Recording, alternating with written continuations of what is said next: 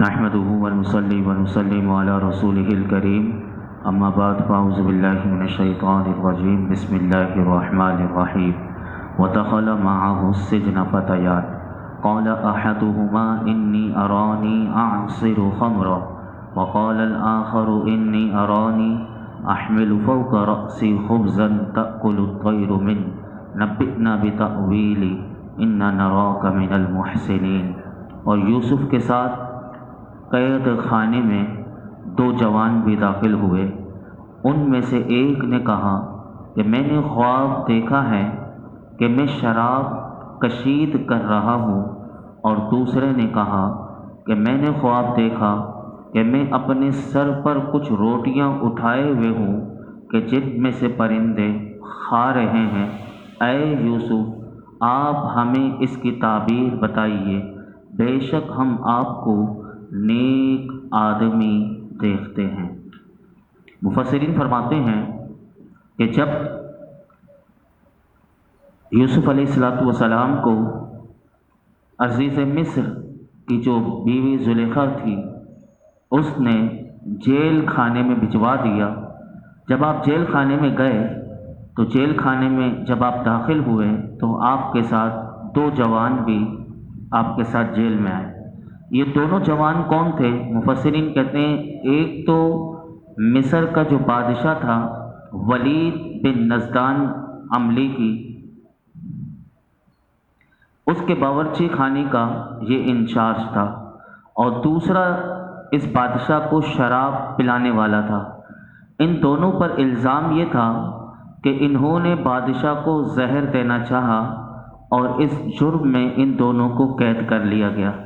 حضرت یوسف علیہ السلام جب قید خانے میں داخل ہوئے تو آپ نے اپنے علم کا اظہار شروع کر دیا اور فرمایا کہ میں خوابوں کی تعبیر کا علم رکھتا ہوں۔ ان دو جوانوں میں سے جو بادشاہ کا ساقی تھا اس نے کہا کہ میں نے خواب دیکھا کہ میں ایک باغ میں ہوں اور وہاں ایک انگور کی بیل میں 3 خوشے لگے ہوئے ہیں، اور بادشاہ کا جو کاسا ہے میرے ہاتھ میں ہے، اور میں نے ان انگوروں کا رس نچوڑ کر بادشاہ کو پلایا تو اس نے پی لیا۔ یہ میں نے خواب دیکھا۔ دوسرا جو بادشاہ کے کچن کا انچارج تھا اس نے یہ کہا کہ میں نے خواب دیکھا کہ میں بادشاہ کے کچن میں اپنے سر پر کچھ روٹیاں اٹھائے ہوئے ہوں کہ جن میں سے پرندے کھا رہے ہیں، اور پھر وہ کہنے لگا کہ وہ روٹیاں جو میرے سر پر ہیں اس میں سے پرندے کھا رہے ہیں۔ اے یوسف، آپ ہمیں اس کی تعبیر بتائیے، بے شک ہم آپ کو نیک لوگوں میں سے دیکھ رہے ہیں کہ آپ جیل خانے میں ہوتے ہوئے بھی دن میں روزہ رکھتے ہیں اور ساری رات نماز میں گزار دیتے ہیں۔ جب کوئی جیل میں بیمار ہوتا ہے تو آپ جیل میں ہونے کے باوجود بھی آپ بیماروں کی عیادت کرتے ہیں، اس کی خبرگیری کرتے ہیں۔ جب کسی پر تنگی جیل میں بھی ہو تو آپ اس کے لیے کشائش یعنی کوئی آسان راہ اس کے لیے نکالتے ہیں۔ حضرت یوسف علیہ السلام نے ان دو خوابوں کی جنہوں نے تعبیر پوچھی تھی ان نوجوانوں سے کہا کہ پہلے آپ نے اپنے معجزے کا اظہار اور توحید کی دعوت دینا شروع کر دی، اور یہ ظاہر فرمایا کہ علم میں آپ کا درجہ اس سے زیادہ ہے کہ جتنا وہ لوگ آپ کے بارے میں سمجھتے ہیں، کیونکہ علم تعبیر خوابوں کا علم جو ہے آپ نے کہا کہ یہ ظن پر مبنی ہے، اس لیے اللہ نے چاہا، اس لیے آپ نے چاہا کہ آپ انہیں بتا دیں، لیکن آپ نے ان کو ساتھ یہ بھی بتا دیا کہ یاد رکھو کہ غیب کی جو یقینی خبر جو اللہ ہمیں عطا فرماتا ہے اس پر میں یقین یعنی وہ اللہ نے ہمیں قدرت عطا فرمائی ہے، اور جو خبر میں تمہیں دوں گا وہ یقینی ہوگی، اور اس سے مخلوق عاجز ہے، کیونکہ اللہ غیبی علوم اپنے نبیوں کو عطا فرماتا ہے۔ تو آپ نے کہا کہ خواب کی جو تعبیر ہے یہ اس سے بھی بڑی بات ہے۔ اس وقت مفسرین کہتے ہیں کہ آپ نے معجزے کا اظہار اس لیے فرمایا کہ آپ جانتے تھے کہ ان دونوں میں سے ایک کو سولی دے دی جائے گی، یعنی پھانسی پر لٹکا دیا جائے گا، اور ایک جو تھا وہ بچ جائے گا، جو سولی پر چڑھا دیا جائے گا وہ کیونکہ کافر تھا تو آپ نے جان لیا تھا کہ اسے پھانسی دی جائے گی، کیونکہ اللہ نے آپ کو وہ علم عطا فرمایا، تو آپ نے یہ چاہا کہ اسے پھانسی پر دینے سے پہلے میں کفر سے نکال کر اسے اسلام میں داخل کر دوں، اور تاکہ یہ جہنم سے بچ جائے۔ اس لیے علماء کہتے ہیں کہ اگر کوئی عالم اپنی علمی منزلت کا اظہار کرے کہ لوگ اس سے نفع اٹھائیں، تو یہ یہاں سے اس آیت سے پتہ چلا کہ یہ جائز ہے۔ یہاں سے ہمیں یہ پتہ چلا کہ حضرت یوسف علیہ السلام کا جیل کی تنگ اور تکلیف والی زندگی میں بھی کس قدر پیارا اور دل نواز انداز ہے کہ جیل میں جا کر بھی رب کی ناشکری نہیں۔ ہم تو ہر وقت راحت میں ہونے کے باوجود ہماری زبانوں پر کتنی ناشکری ہوتی ہے۔ حضرت یوسف علیہ السلام کو دیکھیے کہ جیل میں بھی وہ سارے کام کر رہے ہیں کہ جو عام حالت میں انسان وہ کرتا ہے۔ یہاں سے علماء کہتے ہیں کہ کاش کہ ہم اس حقیقت کو سمجھ لیں کہ ہم عافیت والی زندگی گزار رہے ہیں، اور اس عافیت والی زندگی میں جو اللہ نے ہمارا جو کردار اور جو ہمارے ذات سے دین کو فائدہ پہنچ سکتا ہے، تو ہمیں چاہیے کہ ہم اس عافیت والی زندگی میں اپنا کردار ادا کریں۔ میں نے آپ کے سامنے کہا تھا کہ میرے آقا علیہ الصلوۃ والسلام کی امت کے اکابر اولیاء جہاں عافیت کی حالت میں انہوں نے دین کے لیے کام کیا، دین کی تبلیغ کا فریضہ سر انجام دیا، وہیں ان کو اگر قید و بند میں ڈال دیا گیا تو بھی انہوں نے اپنے قول اور عمل کے ذریعے تبلیغ دین کے سلسلے کو جاری رکھا، جن میں سے میں نے آپ کو کہا تھا ایک بہت بڑا نام میں آپ کے سامنے رکھوں گا، اور وہ نام عظیم نام سیدنا مجدد الفسانی رحمۃ اللہ علیہ ہے کہ جب اکبر بادشاہ جو تھا اس نے ملحدین اور بے دینوں کے ذریعے ایک نیا دین اس نے بنایا تھا، اس اکبر نے، اور دین اکبری ایجاد کیا تھا، تو اس وقت جو ہستی تھی، جو مجدد تھے، جنہوں نے اپنے قلم کے ذریعے اور اپنی زبان کے ذریعے اس نئے دین کا کلہ کما کیا تھا، وہ سیدنا مجدد الفسانی رحمۃ اللہ علیہ تھے۔ آپ نے ایک جگہ نہیں مسجد میں یا اپنی خانقاہ میں بیٹھ گئے، بلکہ مفسرین آپ کی تاریخ مجدد الفسانی رحمۃ اللہ علیہ کی بھی ملتی ہے کہ آپ نے ملک کے طول و عرض میں دین اکبری کے خلاف اور دین اسلام کے دفاع میں آپ نے مکتوبات لکھے، یعنی تحریر لکھی، اور اپنے مریدین کی پوری جماعت کے ذریعے ایک تبلیغی کوششوں کو عام کر دیا۔ جب اکبر بادشاہ مر گیا تو اس کے بعد اس کا بیٹا جو تھا وہ جہانگیر وہ بادشاہ بنا، اور اس نے اپنی حکومت مضبوط کرنے کے بعد حضرت مجدد الفسانی کو تادیب کرنے، تہذیب سکھانے کے لیے، اللہ کے نبی کے محبوبوں کو وہ تہذیب سکھانے کے لیے ایک اللہ کے ولی کو، آپ دیکھیے ایسے ایسے ظالم ہر دور میں رہے، مسجد میں اگر ہو یا باہر ہو تو یہ کوئی نہ سمجھے کہ ایسے ظالم لوگ ہر زمانے میں ہوئے۔ اب حضرت مجدد الفسانی کو تہذیب سکھانے کے لیے اور دربار شاہی کے آداب سکھانے کے بہانے آپ کو اس نے اپنے دربار میں بلایا، اور اس نے بلاتے ہی قلعہ گوالیار میں اس نے انہیں قید کر لیا۔ اب آپ قید میں تو چلے گئے، لیکن آپ نے جیل کھانے میں بھی اپنا کام شروع رکھا۔ اب یہ دیکھیے یہ تھے اللہ والے کہ جنہوں نے دین کے لیے کیسی جیل میں رہ کر بھی تبلیغ دین کیا، کہ آپ نے جیل میں رہ کر اپنے مریدین کو اور اپنے متوسلین کو، اپنے اہل عیال کو اور اہل محبت کو، ان کو احکام اسلام پر عمل کی اور اس پر اس کی دعوت دیتے رہے۔ انہوں نے خط لکھے، میں صرف ایک خط کی جھلک آپ کے سامنے رکھتا ہوں تاکہ ہمیں دین کا احساس ہو اور ہمیں دین کا درد ہمارے اندر ہو کہ یہ دین کتنا پیارا دین ہے کہ جس کے لیے ہمارے اکابر، حضور کی امت کے اکابر، امت کے اسلاف نے کس طرح کردار ادا کیا۔ آپ تحریر سنیے تو آپ کا ایمان تازہ ہو جائے۔ آپ نے اپنے فرزندان،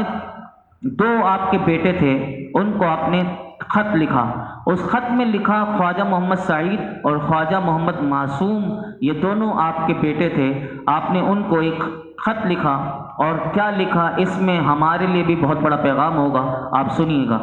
فرماتے ہیں فرزندان گرامی، مصیبت کا وقت اگرچہ تلخ اور بے مزہ ہے۔ حقیقت یہی ہے کہ جب مصیبت کسی پر آتی ہے تو اس کا جو مزہ ہوتا ہے وہ تلخ ہوتا ہے اور بے مزہ ہوتا ہے، لیکن آپ فرماتے ہیں اس میں فرصت میسر آ جائے، جیسے کہ آپ کو جیل میں ڈال دیا گیا، یہ مصیبت ہے بہت بڑی، لیکن فرماتے ہیں اس میں اگر فرصت میسر آ جائے تو یہ غنیمت ہے۔ اور اس وقت تمہیں چونکہ فرصت میسر ہے، اس لیے اپنے بیٹوں کو کہا کہ میں تو جیل میں ہوں لیکن تمہیں فرصت میسر ہے تو تم اللہ کا شکر ادا کرتے ہوئے اپنے کام میں مشغول ہو جاؤ، اور ایک لمحہ بھی فرماتے ہیں فارغ نہ بیٹھنا۔ تین باتوں میں سے ایک کام تو اس کی پابندی ضرور ہونی چاہیے۔ نمبر ایک، کہنے لگے، فرمانے لگے کہ نمبر ایک تلاوت قرآن، کہ اس سے اپنا رشتہ مضبوط ہونا چاہیے۔ اپنے بیٹوں کو کہا کہ کوئی لمحہ بغیر تلاوت قرآن کے نہیں ہونا چاہیے۔ نمبر دو، فرمانے لگے لمبی قرات کے ساتھ نماز، یعنی اپنی نماز پڑھ رہے ہو تو لمبی قرات کے ساتھ قرآن پڑھو، نماز پڑھو۔ اور تیسرا، آپ نے کلمے کا مقصد ہمیں بھی سمجھا دیا، یعنی کلمہ جو ہم پڑھتے ہیں لا الہ الا اللہ، اب آپ دیکھیے کہ اس لا الہ الا اللہ میں کتنی زبردست بات آپ نے سمجھائی، یہ اللہ والے ہی سمجھا سکتے ہیں۔ ہم تو صرف زبان سے کلمہ پڑھ کے ہم سمجھتے ہیں مسلمان ہو گئے، لیکن اس کلمے کی حقیقت کیا ہے؟ مجدد الفسانی اپنے بیٹے کو کہتے ہیں کہ کلمہ لا الہ الا اللہ کی تکرار، یعنی اس کی تکرار کرنی ہے، لیکن کس طرح کرنی ہے؟ فرمایا کہ کلمہ لا کے ساتھ اپنے نفس کے خود ساختہ خداؤں کی نفی کرنی ہے۔ جو ہمارا اندر نفس ہے نا، یہ بھی ایک خدا ہے، اس کی نفی کرنی ہے۔ اور فرمایا کہ جب تم کلمہ لا پڑھو تو اس میں اپنے مرادوں اور مقصدوں کی بھی نفی کرے۔ اپنی مراد اور اپنا مقصد کیا ہے؟ یہ میں اور آپ سب چاہتے ہیں کہ جو میں چاہوں وہ ہو، یہ اپنا مقصد ہے کہ میں جو چاہوں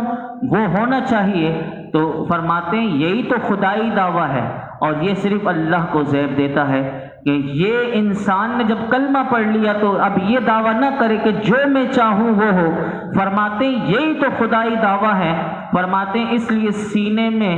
مراد کی کوئی گنجائش نہ رہے اور ہوس کا خیال تک نہ آنے پائے، تاکہ حیات جو زندگی اللہ نے تمہیں دی ہے اس کی حقیقت متحقق ہو جائے۔ اور فرمانے لگے نفسانی خواہشات جو کہ جھوٹے خدا ہیں۔ میں اس پر پچھلے جمعے آپ کے سامنے خواہشات کا پیالہ،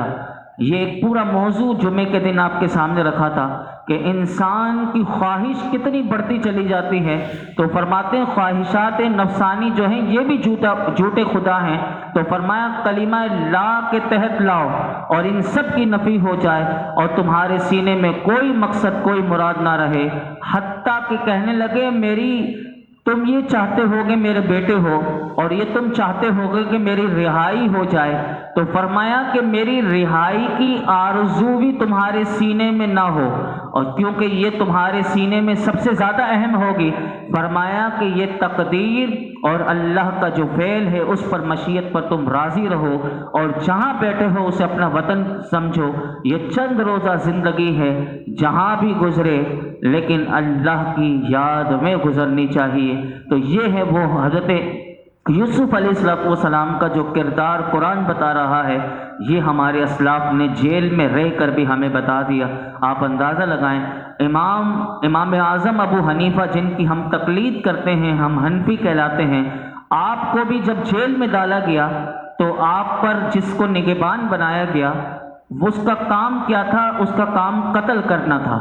یعنی امام اعظم کو بھی قید کر کے جیل میں ڈالا گیا۔ کتنے بڑے امام ہیں لیکن جیل میں ڈال دیا گیا، اور آپ کے اوپر ایک شخص مسلط تھا، اس کا نام تھا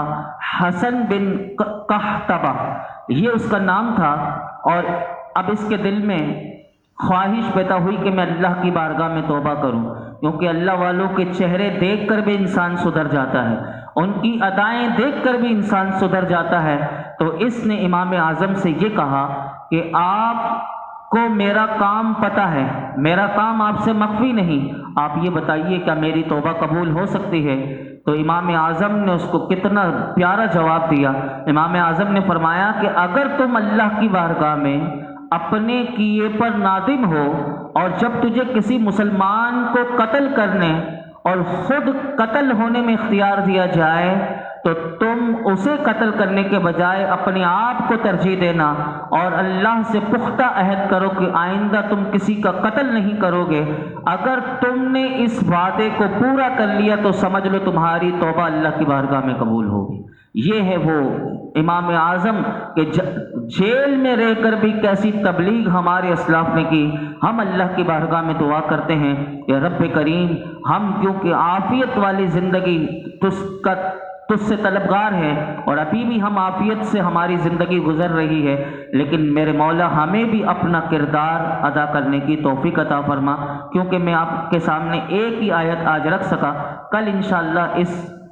کو اور 12ویں پارے کے اختتام کی طرف ہم بڑھیں گے۔ اللہ رب العالمین ہم سب کو